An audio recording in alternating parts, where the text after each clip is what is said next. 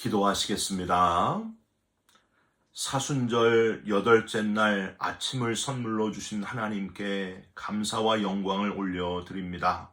오늘도 주님의 길, 주님의 발자취를 한 걸음 더 따르기를 원합니다. 우리와 동행해 주시고 어디에 있든지 무엇을 하든지 하나님의 영광을 드러내며 주어진 곳에서 주님을 높이는 그리스도인으로 살게 하여 주시옵소서. 이 땅에 속해 있으나 이 땅에 속하지 않은 자의 삶을 살아가게 하여 주시옵소서. 예수 그리스도의 이름으로 기도 올리옵나이다. 아멘. 오늘 말씀은 히브리서 10장 35절 36절 말씀입니다. 그러므로 너희 담대함을 버리지 말라. 이것이 큰 상을 얻게 하느니라. 너희에게 인내가 필요함은 너희가 하나님의 뜻을 행한 후에 약속하신 것을 받기 위함이라. 아멘. 오늘은 히브리서 10장 35절 36절 말씀으로 사순절 8째 날 아버지의 뜻을 따라 오직 아버지의 뜻대로 라는 제목의 말씀을 함께 나누고 기도하는 시간을 갖겠습니다. 항구에 정박한 한 상선에서 선장의 아들이 원숭이와 어울려 놀다가 원숭이가 소년의 모자를 낚아채가지고 돛대 위로 높이 올라갔습니다. 소년은 모자를 되찾기 위해서 정신없이 원숭이를 뒤쫓아갔습니다. 소년이 문득 정신을 차렸을 때는 너무 높은 곳에 제일 꼭대기에 올라가 있었습니다. 발밑을 내려다본 소년은 깜짝 놀랐습니다. 너무 높은 곳에 있어서 겁에 질려서 전혀 움직일 수가 없었습니다. 소년은 공포에 몸을 떨면서 밧줄을 꽉 잡은 채 울음을 터뜨렸습니다. 엉엉 울었습니다. 매우 위험한 상황이었어요. 그때 소년의 아버지인 선장님이 돛대 꼭대기에서 울고 있는 아들을 향하여 크게 소리치면서 권총을 겨누고 이렇게 외쳤습니다. 아들아, 밧줄을 놓고 빨리 바다로 뛰어들어라. 그렇지 않으면 내가 너에게 총을 쏘겠다. 어서 뛰어내려라. 여러분 어떻게 됐을까요? 소년은 어쩔 줄 몰라 하면서 두 눈을 감고 넘실대는 바다 위로 몸을 던졌습니다. 아버지의 말이었기 때문에 믿고 뛰어내렸던 겁니다. 그런데 물속에서 솟구쳐 올랐을 때는 아버지의 아늑한 품에 안겨서 보트에 태워져 있었다고 합니다. 사랑하는 성도 여러분, 우리들의 처한 상황과 환경을 잘 알고 계시고 보고 계시는 하나님께서 때로 우리에게 잡은 밧줄을 이제는 놓아라, 바다로 뛰어들어라 하실 때가 있습니다. 심지어 총을 겨누는 것처럼 느낄 때도, 그렇게 느껴질 때도 있습니다. 나를 살려내시기 위함입니다. 위험에서 건져내시기 위함입니다. 내 생각에는 그래서는 안 된다고 느낄지라도 너무 두렵기만 하지만 순종하시길 바랍니다. 거기에 살 길이 있습니다. 나를 살리시고자 하시는 아버지의 뜻을 믿고 받아들이시기를 주님의 이름으로 부탁드립니다. 성경을 통해서 우리가 발견하게 되는 예수님의 모든 관심은요, 오직 한 가지였습니다. 아버지의 뜻을 행하는 데 있었습니다. 복음서 어디를 찾아봐도 하나님을 향한 예수님의 일편단심의 순종보다도 더 깊은 인상을 주는 것은 없습니다. 여러분, 예수님께서 맨 처음 성전에서 하신 말씀 기억하십니까? 이런 말씀을 하셨어요. 누가복음 2장 49절. 내가 내 아버지 집에 있어야 할 줄을 알지 못하셨나이까. 예수님은 아버지의 뜻, 아버지는 함께 하기를 원한다. 아들과 함께 하기를 원한다. 하는 것에 대해서 강조하셨습니다. 예수님께서 마지막으로 십자가에서 하신 말씀 중에도 예수님의 유일한 관심사는 아버지의 뜻을 행하는 것이었음을 드러내는 그런 말씀이 또 있습니다. 누가복음 23장 46절이에요. 아버지 내 영혼을 아버지 손에 부탁하나이다.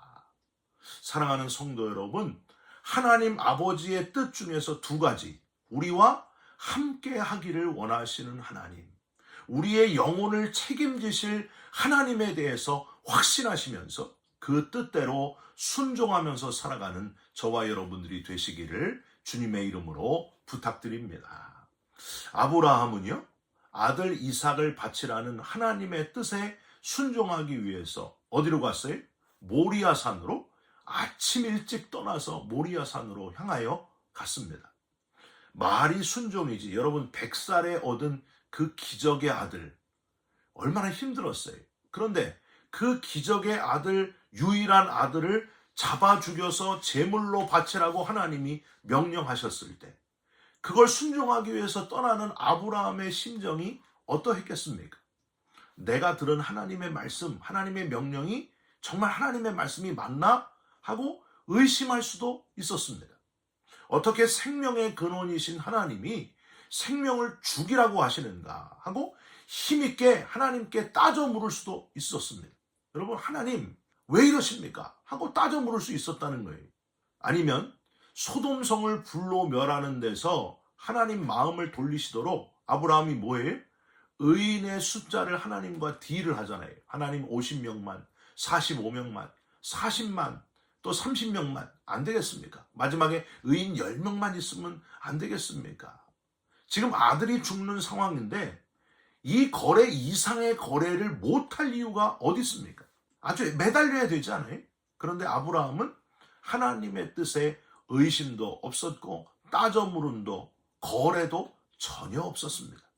그 뜻대로 그대로 순종하게 됩니다. 여러분, 이게 바로 용기고 이게 바로 담대함이라고 하는 거예요.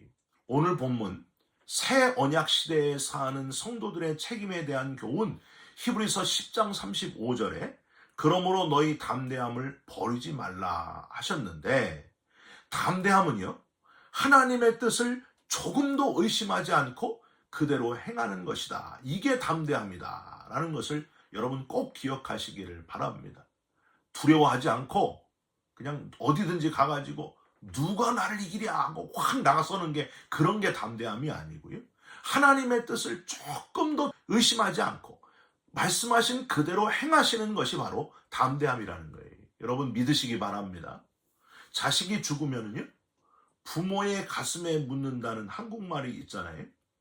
우리 인간이 겪는 여러 가지 슬픔 중에서 가장 큰 슬픔이 바로 자식이 먼저 죽는 것 아니겠습니까?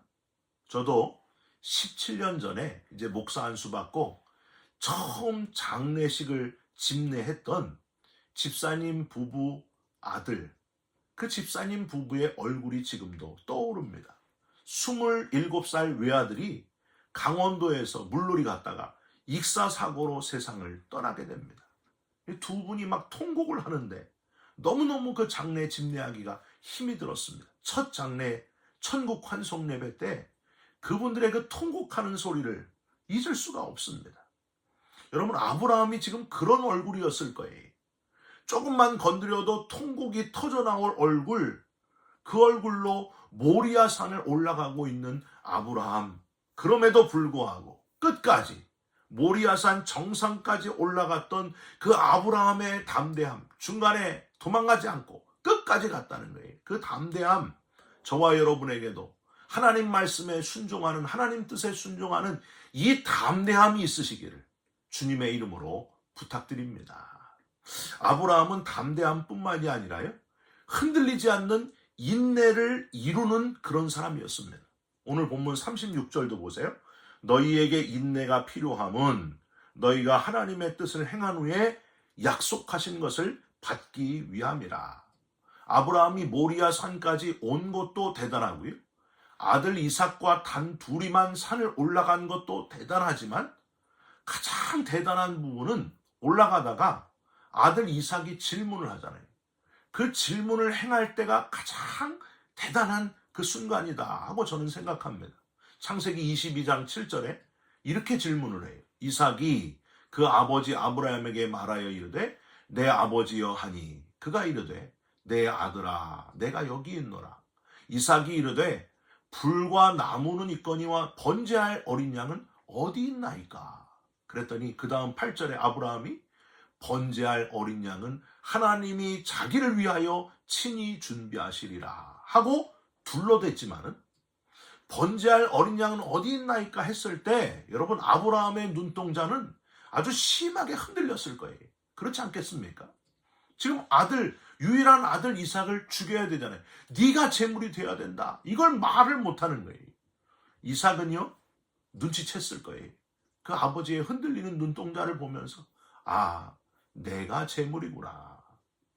9절에 보면 하나님이 일러주신 곳에 이르러 아브라함이 제단을 쌓고 그의 아들 이삭을 결박하여 칼을 잡고 아들을 잡으려 하니 라고 되어 있습니다.